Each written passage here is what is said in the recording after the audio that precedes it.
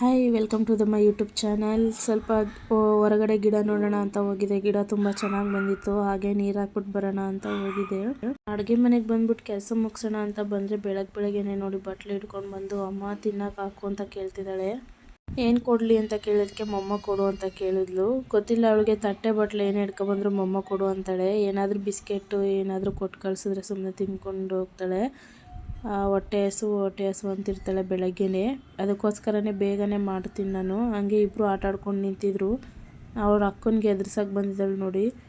ಹಂಗೆ ಆಟ ಆಡಿಕೊಂಡು ಬೆಳಗ್ಗೆ ನಾಷ್ಟಕ್ಕೆ ಪುಳಿಯೋಗರೆ ಮಾಡೋಣ ಅಂತ ಅಂದ್ಬಿಟ್ಟು ಪುಳಿಯೋಗರೆಗೆಲ್ಲ ರೆಡಿ ಮಾಡಿದ್ದೆ. ಅಂದರೆ ಪುಳಿಯೋಗರೆ ಏನು ನಾನು ಮನೇಲೇ ಏನು ಪುಡಿ ಮಾಡಿಟ್ಟಿಲ್ಲ, ಹೊರಗಡೆ ಪೌಡರ್ನೇ ಹಾಕ್ಬಿಟ್ಟೆ ಪುಳಿಯೋಗರೆ ಗೊಜ್ಜು ಮಾಡ್ತೀನಿ. ಸ್ವಲ್ಪ ಹುಣಸೆ ರಸ ಹಾಕ್ಬಿಟ್ಟು ಮಾಡೋದು ನಾನು. ಹಾಗಾಗಿ ಸ್ವಲ್ಪ ಅದಕ್ಕೆ ಉಪ್ಪು ಖಾರ ಹಿಡೀಲಿ ಅಂದ್ಬಿಟ್ಟು ಉಪ್ಪನ್ನು ಮತ್ತು ಖಾರದ ಪುಡಿ ಸ್ವಲ್ಪ ಹಾಕ್ತೀನಿ. ಹಾಗೆ ಸ್ವಲ್ಪ ಬ್ಯಾಂಕಲ್ಲಿ ಕೆಲಸ ಇತ್ತು ಅಂದ್ಬಿಟ್ಟು ಬ್ಯಾಂಕಿಗೆ ಹೋಗಿದ್ದೆ. ಏನಿಲ್ಲ, ನನ್ನ ಮಕ್ಳದ್ದು ಅಕೌಂಟ್ ಓಪನ್ ಮಾಡಿಸಿದ್ದೀನಲ್ವ, ಅದಕ್ಕೆ ಅಮೌಂಟ್ ಕಟ್ಬಿಟ್ಟು ಬರೋಣ ಅಂತ ಹೋಗಿದ್ದೆ. ಹೆಣ್ಮಕ್ಳಿಗೆ ಸುಕನ್ಯಾ ಸಮೃದ್ಧಿ ಯೋಜನೆ ಮಾಡಿಸೋದು ತುಂಬಾ ಒಳ್ಳೆಯದು. ಹಾಗಾಗಿ ನಾನು ಮಾಡಿಸಿದ್ದೀನಿ. ಅಲ್ಲೂ ತರಲೆ ಅಂದರೆ ತರಲೆ ಮಾಡ್ತಾಳೆ, ಬ್ಯಾಂಕಲ್ಲೂ ಸೌಂಡ್ ಮಾಡ್ತಾಯಿದ್ಲು. ಅದಾದಮೇಲೆ ಇನ್ನು ಮನೆಗೆ ಬಂದ್ಬಿಟ್ಟು ಇನ್ನೆಲ್ಲ ಕೆಲಸ ಸ್ಟಾರ್ಟ್ ಮಾಡಬೇಕಲ್ಲ. ಹಾಗಾಗಿ ಅಡುಗೆ ಮಾಡ್ಕೊಳ್ಳೋಕ್ಕೆ ಕಾಯಿ ತುರಿದು ಇಟ್ಕೊಬಿಡೋಣ.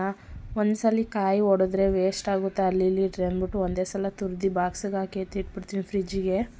ಹಾಗೆ ನುಗ್ಗೆಕಾಯಿ ಸಾಂಬಾರು ಮಾಡೋಣ ಅಂತ ಅಂದ್ಬಿಟ್ಟು ಇವತ್ತೆಲ್ಲ ಕಟ್ ಮಾಡಿ ರೆಡಿ ಮಾಡಿಟ್ಟಿದ್ದೀನಿ ನುಗ್ಗೆಕಾಯಿ ಸಾಂಬಾರಿಗೂ. ಹಾಗೆ ಫ್ಲಿಪ್ಕಾರ್ಟಿಂದ ಮಿನಿಟ್ಸಲ್ಲಿ ಬರುತ್ತಲ್ಲ, ಅದಕ್ಕೆ ಬುಕ್ ಮಾಡಿದ್ದೆ.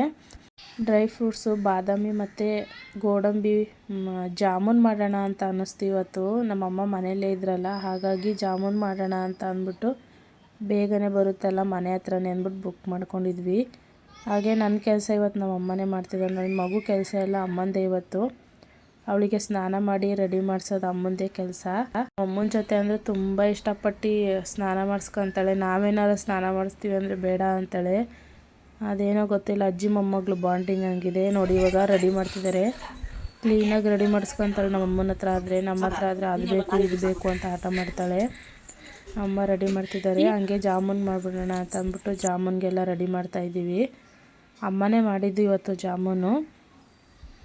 ಏನಿಲ್ಲ, ಜಾಮೂನ್ ಪೌಡರ್ ಹಾಕ್ಕೊಂಡು ಸ್ವಲ್ಪನೇ ನೀರು ಹಾಕ್ಕೊಂಡು ಕಲಿಸ್ಕೊಂಡ್ರೆ ಆಯಿತು. ಜಾಮೂನ್ ಪ್ಯಾಕೆಟಲ್ಲಿ ಬರುತ್ತಲ್ಲ, ಅದೇ ಹಿಟ್ಟು ಹಾಕ್ಬಿಟ್ಟು ಕಲಿಸ್ಬಿಟ್ಟು ಒಂದು 5 ನಿಮಿಷ ಇಲ್ಲ 10 ನಿಮಿಷ ನೆನೆಯಕ್ಕೆ ಬಿಡಬೇಕು.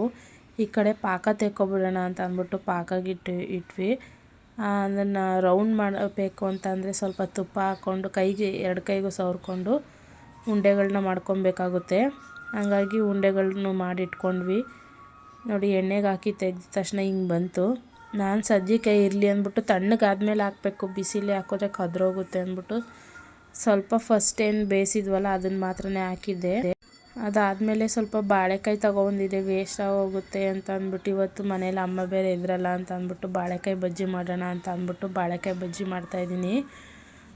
ಕಡಲೆ ಹಿಟ್ಟಿಗೆ ಸ್ವಲ್ಪ ಅಕ್ಕಿ ಹಿಟ್ಟು, ಅಚ್ಕಾರದ ಪುಡಿ, ಸ್ವಲ್ಪ ಅಕ್ಕಿ ಹಿಟ್ಟು ಹಾಕ್ತಿದ್ದೀನಿ, ಸ್ವಲ್ಪ ಗರಿಗರಿಯಾಗಿ ಬರಲಿ ಅಂತ ಅಂದ್ಬಿಟ್ಟು ಅಚ್ಕಾರದ ಪುಡಿ, ಆಮೇಲೆ ಉಪ್ಪು, ಸ್ವಲ್ಪ ಸೋಡಾ ಹಾಕಿ ನೀರು ಹಾಕಿ ಕಲಸಿಟ್ಟಿದ್ದೀನಿ. ಇವಾಗ ಒಂದು ಬಾಣಲಿಗೆ ಎಣ್ಣೆ ಹಾಕ್ಬಿಟ್ಟು ಒಂದೊಂದೇ ಬಜ್ಜಿ, ಏನು ಬಾಳೆಕಾಯಿ ಬಜ್ಜಿ ಇದೆಯಲ್ಲ ಅದನ್ನು ಹಾಕಿದ್ರೆ ಬಜ್ಜಿ ಆಯಿತು. ಸಂಜೆ ಸ್ನ್ಯಾಕ್ಸಿಗೆ ಟೀ ಜೊತೆ ಕೊಡೋಣ ಅಂತ ಅಂದ್ಬಿಟ್ಟು ಮಾಡಿದ್ದೆ. ತುಂಬ ಅಂದರೆ ತುಂಬ ಚೆನ್ನಾಗಾಗಿತ್ತು. ಅಮ್ಮ ತುಂಬ ಸಂಡೇನೂ ಕೆಲಸ ಇತ್ತು ಅಂತ ಹೋಗಿದ್ರು, ನಿನ್ನೆನೇ ರಜೆ ಇತ್ತು. ಹಾಗಾಗಿ ಪಾಪ ಅಮ್ಮ ಮನೇಲಿದ್ದಾರಲ್ಲ ಅಂತ ಮಾಡಿಕೊಡೋಣ ಅಂತ ಮಾಡಿಕೊಡ್ತಾಯಿದ್ದೀನಿ. ಆಮೇಲೆ ಸ್ವಲ್ಪ ಕೂತಿದ್ರು ನಮ್ಮಮ್ಮ ಸ್ವಲ್ಪ ಹೊತ್ತು, ಹಂಗಾಗಿ ಸ್ವಲ್ಪ ಶುಂಠಿ ಬೆಳ್ಳುಳ್ಳಿ ಪೇಸ್ಟ್ ಮಾಡ್ಕೊಡೋಣ ಅಮ್ಮ, ಬೆಳ್ಳುಳ್ಳಿ ಬಿಡಿಸ್ಕೊಡು ಅಂದಿದ್ದಕ್ಕೆ ಬಿಡಿಸ್ಕೊಟ್ರು. ಶುಂಠಿ ಬೆಳ್ಳುಳ್ಳಿ ಪೇಸ್ಟು ಕೂಡ ಮಾಡಿಟ್ಟೆ. ಹಾಗೆ ನನ್ನ ಮಗಳು ನೋಡಿ, ನಮ್ಮ ಓನರ್ ಮನೆಯಲ್ಲಿ ಸಾರಾ ಅಂತ ಒಂದು ನಾಯಿ ಇದೆ, ಅವರು ಸಾಕಿರೋದು, ಮಗಳು ಥರ ಸಾಕಿದ್ದಾರೆ. ಅದಕ್ಕೆ ಹೆಂಗೆ ಹೊಡಿತಾಳೆ ನೋಡಿ. ಅವರೇ ಒಂದು ಏಟು ಹೊಡಿಯಲ್ಲ, ಇವಳು ಹೊಡಿಯೋದು ತುಳಿಯೋದು ಆ ಥರ ಎಲ್ಲ ಮಾಡ್ತಾಯಿರ್ತಾಳೆ.